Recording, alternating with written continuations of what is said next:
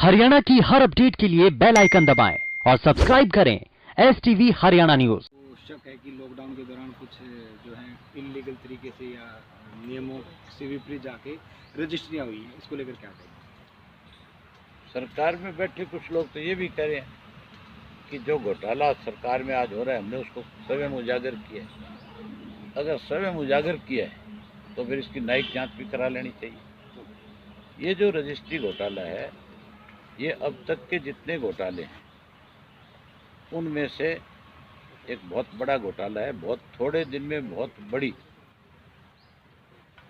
लोगों की जेब पे मार पड़ी है, बहुत बड़ा भ्रष्टाचार हुआ है, हजारों करोड़ रुपया खाने का काम किया है। इसकी जांच तो 100% मजिस्ट्रेट से, इसके आपके जुडिशरी से, किसी सिटिंग जज से करानी चाहिए।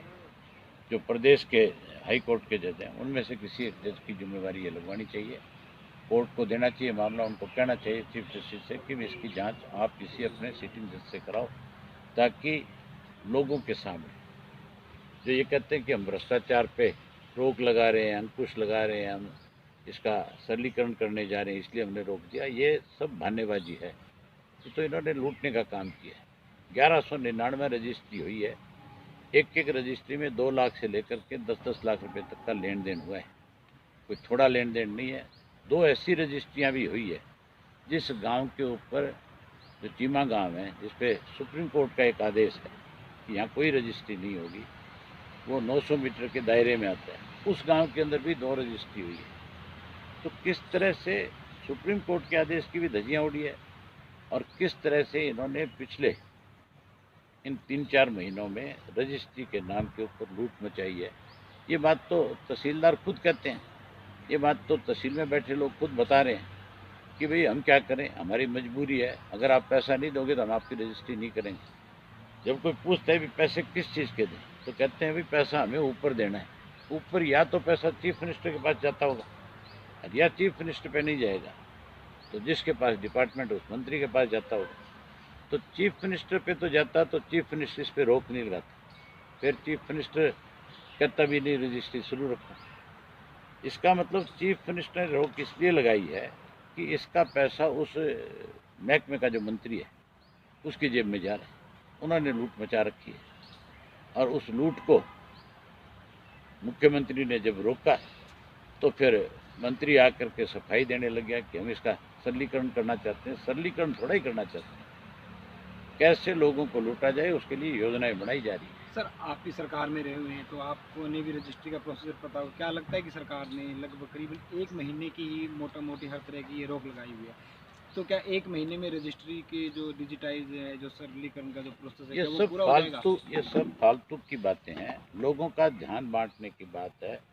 सरकार की तरफ से जो ये कहा गया कि हम इस सारे मामले की जांच करना चाहते हैं, हम इसको डिजिटल करना चाहते हैं, हम इसको ऑनलाइन करना चाहते हैं। ऑनलाइन रजिस्ट्री तो है, कौन कहता है नहीं ऑनलाइन? ऑनलाइन तो सरकार ने रजिस्ट्री कर रखी है। आपको ऑनलाइन जब कर रखी है तो फिर सरकार ने किस लिए रजिस्ट्रियों को ओपन किया, क्या जरूरत है? ये तो बहुत पहले से इन्होंने ऑनलाइन का काम इस पर शुरू कर रखा है। ये तो केवल कैसे लूटा जाए इसमें लगे हुए बेचारे। कितने घोटाले अब तक हुए हैं आप देखो। सबसे पहले धान घोटाला हुआ, धान घोटाला पिछले 6 वर्ष से चल रहा है। इस सरकार में भी उस पर रोक नहीं लगी, उसको और बढ़ा दिया गया। जहाँ किसान के धान को लूट करके घोटाला किया, वहीं उसके बाद आपके ये जो सरसों का घोटाला हुआ, सरसों के बाद चने का, गेहूं का घोटाला हुआ, फिर शराब घोटाला हुआ, फिर चावल घोटाला हुआ, अब ये रजिस्ट्रियों वाला घोटाला आ गया। ये सारे जितने घोटाले हुए हैं, केवल एक व्यक्ति के पास मंत्रालय जिस पे है, ये सब उसमें घोटाले हुए हैं।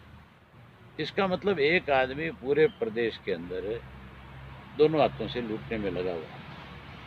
अगर वो ये कहते हैं कि हमने नहीं लूटा, तो उनको कहो कि आप सार्वजनिक मंच पे आओ ना, आप किसी प्रेस की सार्वजनिक जगह पे आकर के प्रेस के रूबरू होकर के बताओ, फिर हम बताएंगे कि किस तरह से इन्होंने लूटा, लूट करके उस पैसे को किस तरह से इन्होंने खर्च कर रखा है। उनके भी सारे आपको सबूत देंगे। मुख्यमंत्री तो इनको इसलिए बचाने की कोशिश में लगे हुए हैं कि कहीं उसकी सरकार से समर्थन वापस ना ले लें और ये सरकार उसके हाथ से चली ना जाए। ये मान के चलो, जब लोग दुखी हो जाएंगे, परेशान हो जाएंगे और लोग जब डट करके इस बात के लिए सड़कों पे आ जाएंगे तो फिर सरकार कैसे चल पाएगी।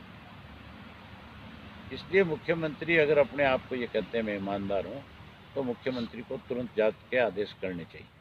सर एक बड़ा सवाल, बड़ौदा उपचुनाव होने वाला है, पूरी तरीके से बीजेपी जेजेपी गठबंधन है और कांग्रेस है, इनको एक दूसरे के ऊपर सेंट्रिक बनाने की कोशिश कर रहे हैं। आप ऐसे में इनेलो को बड़ौदा उपचुनाव में कहाँ देख रहे हैं, किस नंबर पे है? क्योंकि झगड़ा जो है बीजेपी इनेलो एक तरफ है और कांग्रेस एक दूसरे पे वार प्रत्यारोप चल रहा है, आपको जो है एक फ्रेम में लेके नहीं आया जा रहा है, तो आप अपने आप को कहाँ देखते हैं? आप एक चीज देखो, ये जो कांग्रेस और बीजेपी के लोग जो चैलेंज कर रहे हैं, चुनाव होने जा रहा है, एक दूसरे को चैलेंज की जरूरत ही नहीं है, चुनाव के नतीजे बता देंगे कि कितने पानी में। बीजेपी जेजेपी जब चुनाव में जाएगी तो लोगों के बहुत सारे सवालों का सामना करना पड़ेगा। इस 8 महीने में जो घोटाले हुए इनका भी, जो पीटीआई निकाले उनके विरोध का भी सामना करना पड़ेगा। इवन जो बच्चे जिन्होंने जेबीटी के एग्ज़ाम दिए थे और जिनका रिजल्ट डिक्लेयर करना चाहिए था, रिजल्ट रद्द करके नए सिरे से ये कहने लगे कि हम उनके एग्ज़ाम कराएंगे, उनके भी नौजवान बच्चों के विरोध का भी सामना करना पड़ेगा। ये 100% इनकी हालत ऐसी होगी कि जमानत नहीं बचा पाएंगे। कांग्रेस में भूपेंद्र सिंह हुड्डा रोज बयान देते हैं, टिकट का फैसला भूपेंद्र सिंह हुड्डा करेगा कांग्रेस की अध्यक्ष कुछ भाषा बोल रही है, हुड्डा साहब कुछ बोल रहे हैं। हुड्डा का विरोध कल कुलदीप ने किया है, उसने ट्वीट किया है, ट्विटर पे आया। आपस में रोज एक दूसरे का विरोध करते हैं। आप जैसे साथी पूछते हैं कांग्रेस में सब कुछ ठीक है, बोले हाँ सब कुछ ठीक है, हम सारे इकट्ठे हैं। तो सारे इकट्ठे हो तो एक मंच पे इकट्ठे होकर दिखाओ ना तुम एक दिन कहीं। ये बेचारे मंच पे भी इकट्ठे नहीं आ सकते, एक दूसरे से बोलचाल तक नहीं है। तो लोग सारी चीज़ों को समझ रहे हैं। लोग जब चुनाव आएगा, नतीजे आएंगे, तब देखना।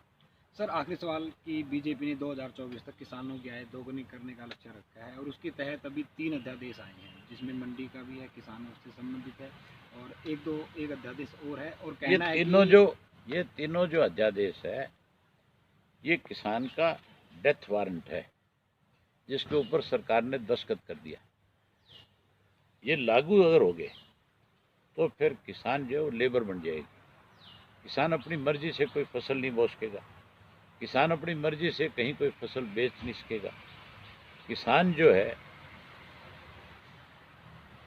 बड़े लोगों के अधीन हो जाएगा।